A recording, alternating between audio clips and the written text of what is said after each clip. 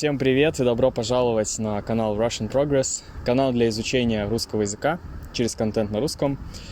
И на этом канале я, помимо того, что рассказываю сам какие-то истории, встречаюсь с разными интересными людьми. Сегодня я встретился с Милошем. Милош, привет. Привет, Артем. Да, кстати, это не обязательно делать, у тебя есть микрофон.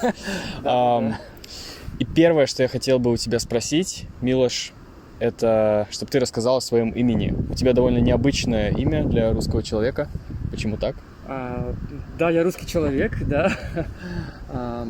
Имя действительно необычное. И, например, всю жизнь я привык, что меня называли Милош, и все. Уменьшительно-ласкательной формы у меня как таковой-то и не было. И когда стал взрослее, выяснил, что Милош с ударением на первый слог, так говорят чехи, венгры, сербы, а мне захотелось пожестче, и я прошу, чтобы меня называли Милош. Можно и Милош, без разницы. Короче говоря, я не знаю, как правильно произносить мое имя на русском языке. А мама как произносит твое имя? Милош на первом слоге. Вот. У моей мамы тоже странное имя, так что у нас всей семьи. Почему тебя назвали Милош? Ты спрашивал? Да, конечно, спрашивал, но у нас у всех странные имена, поэтому... Такая традиция. Это семейное, да, это семейное. Понятно. У тебя база в Нижнем Новгороде, да? Да, Нижний Новгород, мой город. Горький, кстати. Вот почему, кстати, Нижний Новгород связан с Максимом Горьким? Потому что одно время в честь очень известного писателя, его произведение читал, сейчас вспоминается «Мать», например, роман. «Детство», кажется. Толстой писал, да, вроде Горький. Это можно либо вырезать, либо оставить. Что прочитано, то забыто. Вот. В честь известного писателя назывался наш город. И в начале 90-х, по-моему, в 90-м году, 89-м, где-то в 90-м году, плюс-минус, он был переименован в Нижний Новгород.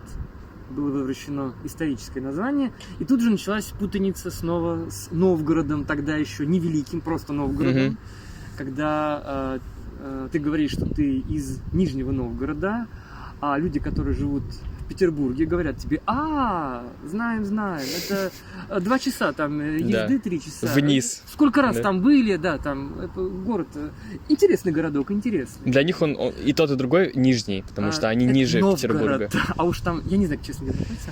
Он как раз-таки на юге, немножко, на юг, если ехать от Петербурга. Вот. То есть он нижний для них. Он для них тоже нижний. Новгород. Вот. И когда он стал великим, честно говоря, нам стало попроще. Нам стало попроще, потому что стали лучше различать, честно говоря, города. А нет такого, что у них великий Новгород, а у вас нижний? Ну, обидно, конечно. Обидно? Хотелось бы, чтобы был у вас великий, да? Но ваш все равно больше. Да, то есть он история там, я понимаю, что там историческое, там княжество, все это понятно, там отдельное государство фактически долго просуществовало. Нижний Новгород, он там был очень скоро стал подчинен Москве. Как-то какую-нибудь приставочку хочется там. Да, но это, знаешь, великий Нижний Новгород, вот чтобы... Это как проверенный метод. Вот, например, есть Ростов-на-Дону и есть Ростов-Великий. Сколько казусов было во время чемпионата, когда люди приезжали. Да? Да, снимали квартиру в Ростове Великом, чтобы посмотреть чемпионат мира по футболу в Ростове-на-Дону. Я не знаю, как... Я думаю, многие пользовались этим. Это как, знаешь, типа проводят экскурсии в Челябинске для иностранцев, которые думают, что это Чернобыль. Тоже я слышал про такую историю. Что ж, да. Важно знать не только языки, но и культуру. Когда можно спутать, да? Да. Да, в общем, мы так плавно перешли к теме Нижнего Новгорода. Ты из Нижнего Новгорода, да? Да, я родился в Горьком. В Горьком родился, да? В Горьком родился, Окей. Да, в Горьком. Вот. И жил еще долгое время в Мурманске, там я учился, потому что мои родители там жили долгое время. Вот. И Нижний Новгород для меня ассоциировался с поездками к бабушке на лето. То есть, все мои друзья, кого я знал, я приезжал обычно где-нибудь в мае, в начале мая, а в середине, в конце мая мои друзья разъезжались по деревням из Нижнего Новгорода, а я у бабушки жил в Нижнем Новгороде все лето. И проблема всегда была. Вот. И потом, когда я сюда переехал, учился, уже работал, большую часть жизни, наверное, провел уже в Нижнем Новгороде, получается. У меня не было особого желания, к сожалению. Об этом не принято говорить. Нужно говорить, что меня всегда интересовало. Да нет. Что-то я и не узнал ничего про свой родной город. Мурманск, правда, тоже мне не родной, я тоже про него мало что узнал. Обычно мне рассказывали приезжие. Там и там ты был, там то-то, это ты видел, а вот у вас вот это новенькое, мы уже там покатались.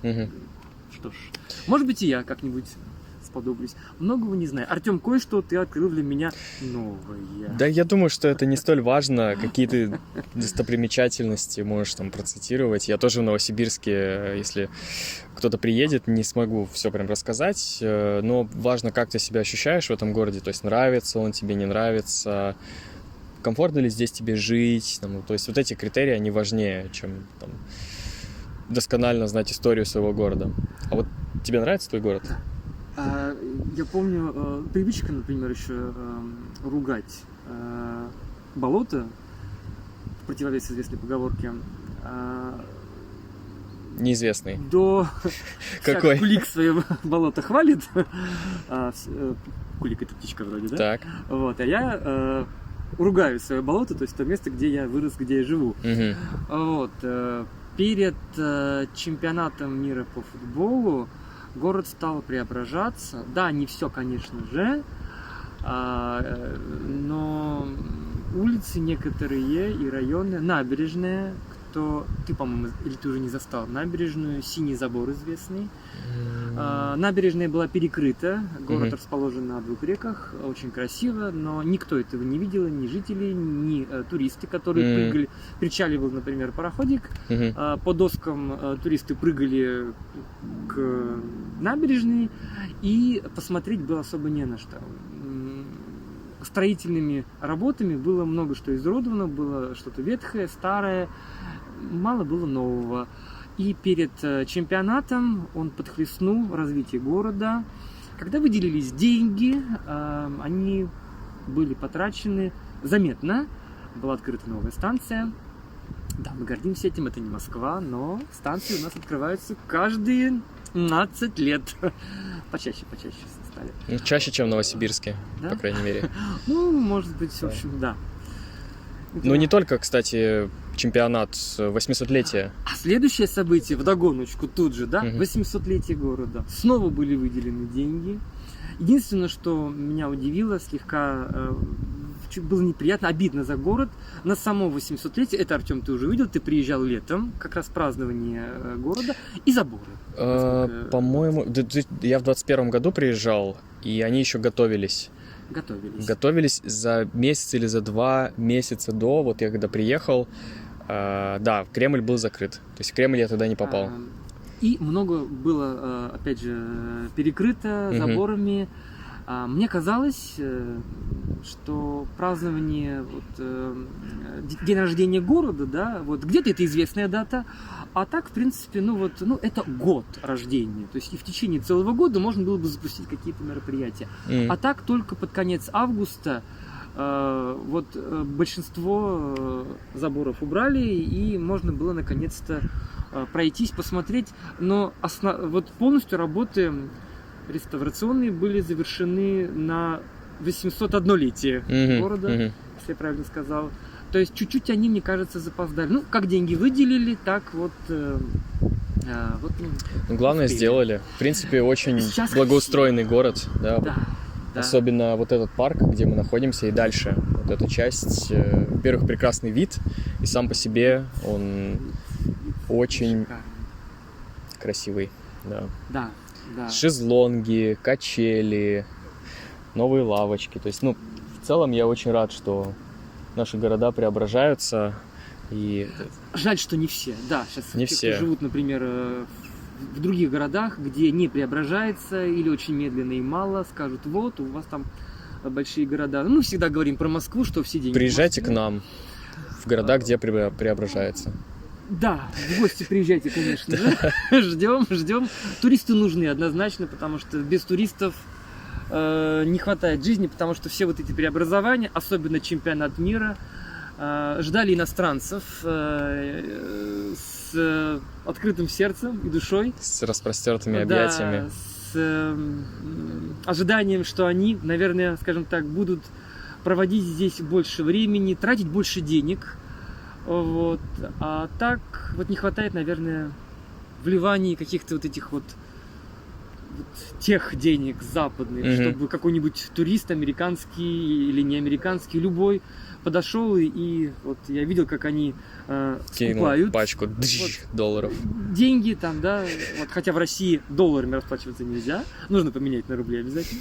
Вот, кидают эти пачку денег и говорят, там нам вот это вот все, пожалуйста, мы забираем. Наши туристы, которые приезжают, они уже многое знают, многое видели. У многих есть магнитики, кто-то магнитики не любит, что-то есть похожее и покупают по чуть-чуть, маленькое, на память. Большие сувениры, дорогие, они... Да ладно, у нас разные туристы бывают. Разные туристы бывают, но вот, да. Ну, ты на чемпионате был здесь, да, в Нижнем? Какая была атмосфера? Все хотели вырваться. Все, кто жил здесь, мечтали уехать, когда здесь был чемпионат. Бардак был?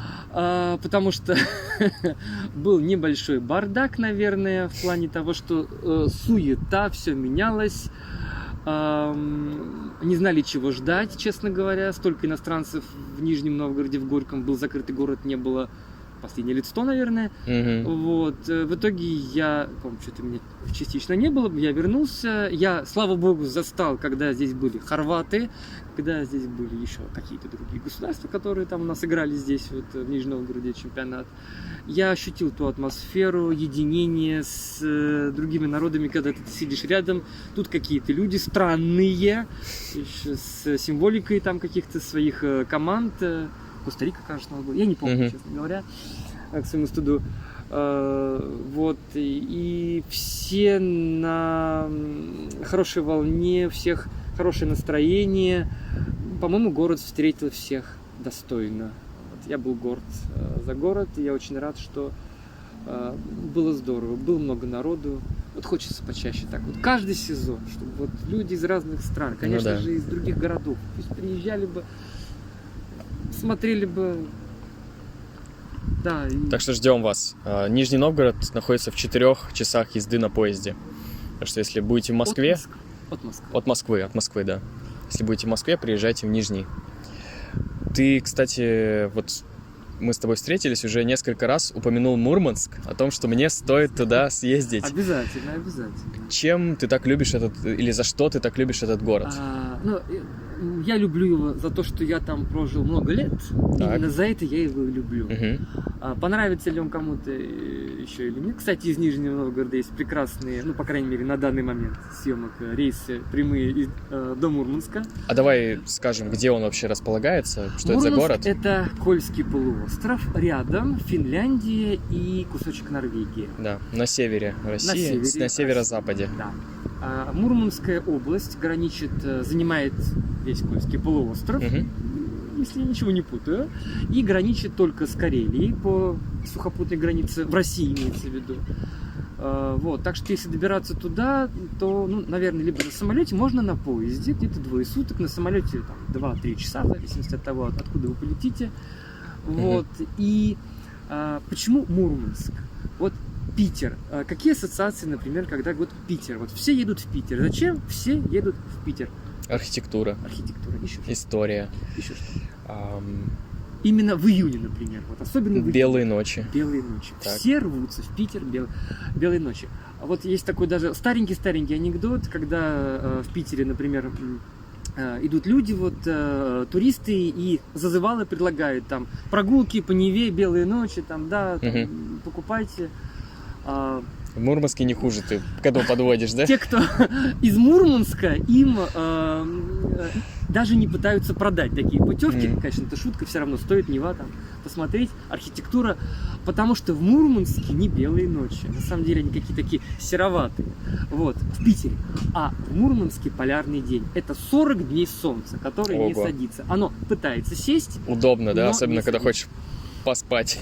Да, шторы должны быть плотные. Шторы должны быть плотные дома. Вот, и еще где-то плюс-минус 30 дней, когда еще светло. Вот, не полярный день, но еще светло. То есть можно выйти в час ночи, в 2 часа ночи, светит солнышко или очень светло. Хоть что-то работает, либо все так же, как и везде, ночью закрыто? Есть какая-то ночная жизнь? То есть как-то люди пользуются этим светом? Уезжают. Мурманчане на лето уезжают в Сочи отдыхать. Или в среднюю полосу в Нижний Новгород. Но есть и обратная сторона. закрыто. Это значит, что зимой Есть 40 дней темноты. 40 дней темноты. Полярная ночь. Она эффектна, пожалуй, только, скорее, ну как эффектна, северное сияние, конечно, да, приезжайте, его можно увидеть тоже, вот, ну, стоит на это посмотреть. Полярная ночь для меня не так эффектна, потому что солнышко пытается появиться из-за горизонта, но не появляется, но вот эти 3 часа немножко светло. Была бы полная, полный мрак, может быть, да, был бы очень эффектно. Блин, жутковато. Да, 40 дней нет солнца совсем. Вот, поэтому не хватает витамина D, настроение у всех портится, все там злые, шучу, конечно, вот, но нужно принимать меры так, чтобы себя поддерживать.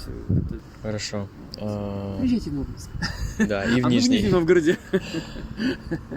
Ну, какой твой любимый все-таки город, Мурманск или Нижний? Сейчас Нижний Новгород, я так думаю. Вот. Мурманск, кстати, тоже меняется. Вообще города меняются. Опять же, наверное, не все. Нормально. Было не шумно. Вот, меняется город, там трассы, что-то перестраивается, подкрашиваются старые здания. Нужно путешествовать по России. Мы забыли про Россию. В 90-е годы путешествия по стране все хотели за границу. В нулевые, наверное, тоже. Но сейчас Отличная возможность. прекрасная возможность путешествовать по нашей огромной стране. Просто она огромная. Так что путешествуйте и вы по нашей огромной стране. Что ты еще хочешь напоследок сказать миру, людям со всего света? Да, конечно. Хочется, чтобы у всех у нас была возможность для расширения кругозора, чтобы мы понимали, четко знали, что есть разные культуры, разные языки, где люди живут совершенно иначе, чтобы мы имели возможность, в том числе материальную, и чтобы у нас были визы, путешествовать по миру, и каждый бы смог осуществить свое желание много путешествовать, чтобы мы могли много путешествовать, открывать для себя мир и повторять этот опыт время от времени, чтобы сказать, что-то я уже целых полгода не путешествовала, поеду-ка я опять куда-нибудь, в этот раз по своей стране, ну а потом там мы же граничим, например, там с какой-нибудь другой страной, и туда тоже заглянуть, и для этого не нужно 1000 виз, 1000 паспортов, просто заехал и выехал. Было бы, наверное, здорово. И учить языки, поэтому полезно. Замечательно. Спасибо тебе большое. Спасибо, что пригласил поговорить.